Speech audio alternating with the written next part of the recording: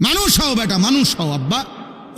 নষ্ট হয়ে গেলে একটা ছেলেকে বলি আব্বা, নষ্ট হয়ে গেলে পয়চা গেলে তোমার খবর কেউ নিবে না।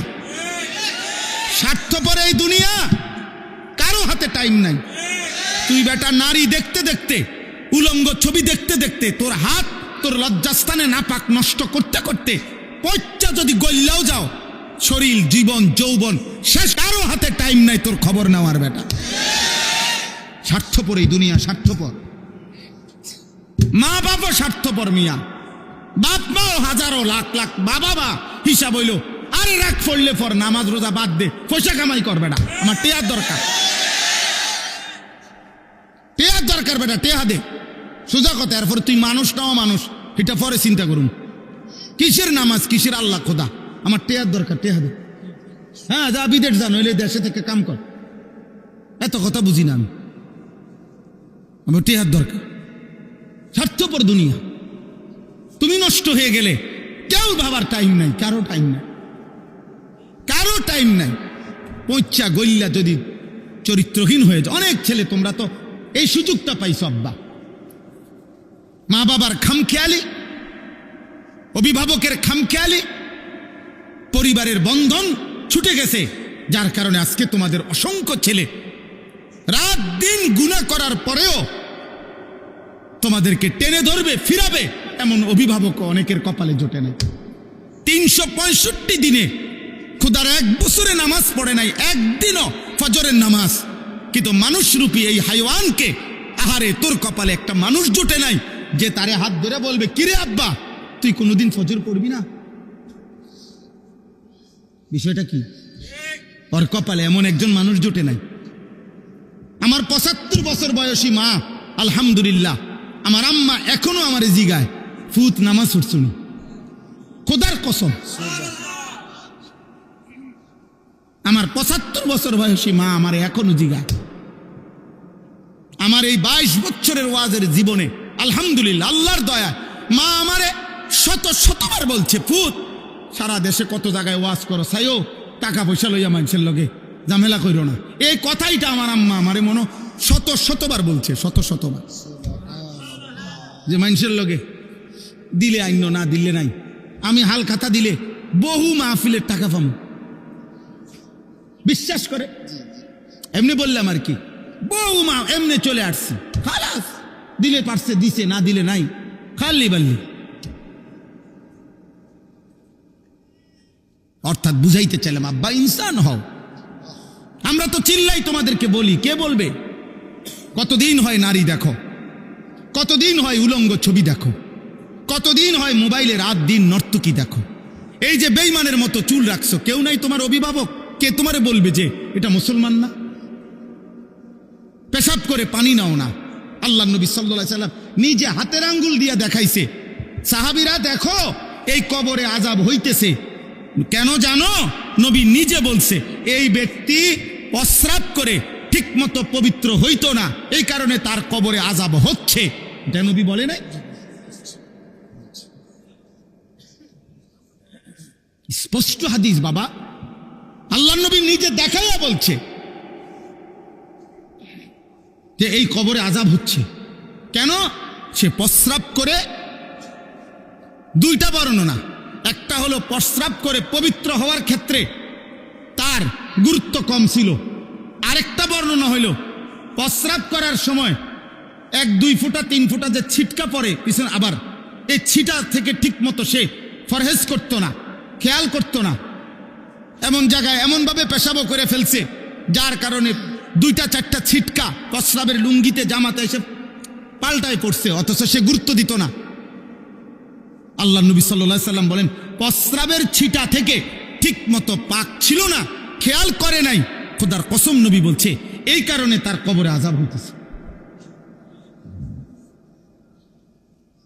তোমরা বলো আব্বা, মাঝবয়সী মুসলমান বলে, কি পরিমাণ মুসলমান, কি পরিমাণ নওজোয়ান পেশাব করে পানি নেয় না, কি পরিমাণ কল্পনা করে, প্রস্রাব করে টয়লেট পেপার ব্যবহার করে না। এই অপবিত্র মানুষ তার জীবনটা কাটে কেমনে, রাত কাটে কেমনে বলে? ইনসান হওয়া। আল্লাহ তাআলা, আমি এই জন্য বলতেছিলাম, আল্লাহ তাআলা আমাদেরকে হায়াত দিয়েছেন, আমরা অস্তিত্বহীন ছিলাম। কাইফা তাকফুরুনা বিল্লাহ ওয়া কুনতুম আমওয়াতান ফাআহইয়াকুম। আল্লাহ বলেন, কেমনে এমন মালিকের নাফরমানি করো? আরে তুমি তো মৃত ছিলা, তোমার তো নাম ছিল না, আমি আল্লাহ তোমাকে জীবন দিয়েছি। এইভাবে আল্লাহ মনে করায়, আল্লাহ যেন কাছে নিয়ে কইতেছে, এই বেটা কাইফা তাকফুরুন, আরে কেমনে আমার সেজদা না দিয়া থাকলা বেঈমান? আমি তোরে বানাইছি বেটা, তোরে আমি বানাইছি বেটা, আজকের রাত আমি দিছি, তোরে ঘুম থেকে আমি জাগাইছি বেটা। বেঈমান, একটা সেজদা দিলি না? মানুষের বাচ্চা, মুসলমানের বাচ্চা বেটা, হাইওয়ান, একটা বেনামাজি দাঁড়ায়া বল বেটা তুই মানুষের বাচ্চা বেটা?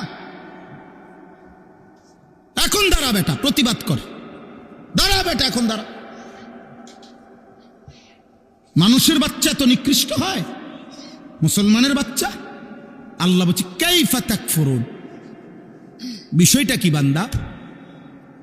আমার নাফরমানি করছো কোন হিসাবে? কুনতুম আমওয়াতান, তোমরা তো মৃত ছিলে, তোমাদের তো কোনো নাম ঠিকানা ছিল না। আগামী বছর কোন কোন বাচ্চা বাংলাদেশে জন্ম নিবে, তাদের নাম নিশানা সরকারের খাতার মধ্যে আছে? বাংলাদেশের কোনো বিভাগের কাছে আছে? ইউনিয়ন পরিষদে লেখা আছে? তা আমরা কেউ জানি? আমাদের তো কোনো অস্তিত্ব ছিল না। আল্লাহ তাআলা সেখান থেকে আমাদেরকে হায়াত দিয়েছেন, হায়াত দিয়েছেন। হাল আতা আলাল ইনসানি হিনুম মিনাদ দাহর লাম ইয়াকুন শাইআম মাযকুরা ইন্না খালাকনাল ইনসানা মিন নুতফাতিন আমশাজ। আল্লাহ বলে, আহারে বান্দা, তোমার উপর দিয়ে তো যুগের পর যুগ এমন গেছে যখন তোমার কোনো নাম ঠিকানা ছিল না। কতকাল তুমি মাটির অস্তিত্বে, মানুষকে আল্লাহ মাটি থেকে সৃষ্টি করেছে। কিসের থেকে? এখন প্রশ্ন হলো যে আমারে সৃষ্টি করছে যেই মাটিটা থেকে, ওই মাটিটা পৃথিবীতে কত কাল থেকে ছিল আমি জানি? পৃথিবীর কেউ জানে? তো মাটিতে ছিল কতদিন কেউ জানে না। খাবারের মধ্যে ছিল কতদিন, তোমার অস্তিত্ব কেউ জানতো না।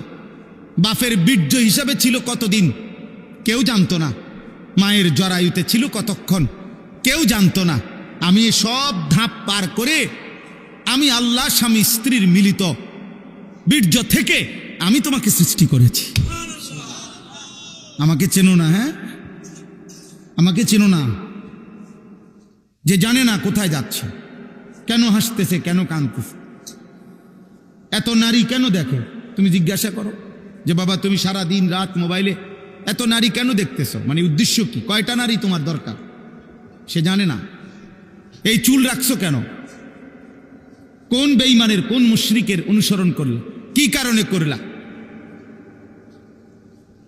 কেন অনুকরণ, মানে এই চুলটা রাখলা কেন? ওর মধ্যে সৌন্দর্যের কি অথবা গুণ কি? একটা কিছু তো থাকবে, একটা কারণ তো থাকবে। মানুষ পছন্দ করে, আরবিতে আছে মহব্বত করে, কাউকে ভালোবাসে কেন? মাইলানুল কলবে ইলা শাইই লিকামালিন ফিহি।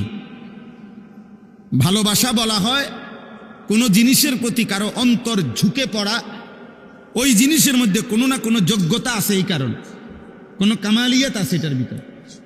তো বেঈমানের মধ্যে কামালিয়াত কি, যোগ্যতা কি, গুণ কি? বলো না আব্বা, একটা ছেলে বলো। সেলুনের এই যাদের চুল ডিজাইন লাগানো আছে, এদের যোগ্যতা কি? কি কারণে তোমার পছন্দ হল? কি কারণে? আমার উস্তাদে মোহতারাম, আমার মুরব্বী, যিনি এইমাত্র আমাদের সামনে একটু কথা বললেন, পরম শ্রদ্ধেয়, আমাদের মাথার তাজ, আমাদের বটবৃক্ষ, হাজারো লাখো উলামা, মাদ্রাসা, দীনদার মুসলমানের অভিভাবক আল্লামা শায়েখ সাজিদুর রহমান দামাত বারাকাতুহুমুল আলিয়া 1993 সালে সর্বপ্রথম যে বছর দারুল আরকাম মাদ্রাসা প্রতিষ্ঠিত হয়েছে, আমি সেই বছরের ছাত্র। সর্বপ্রথম যেই বেস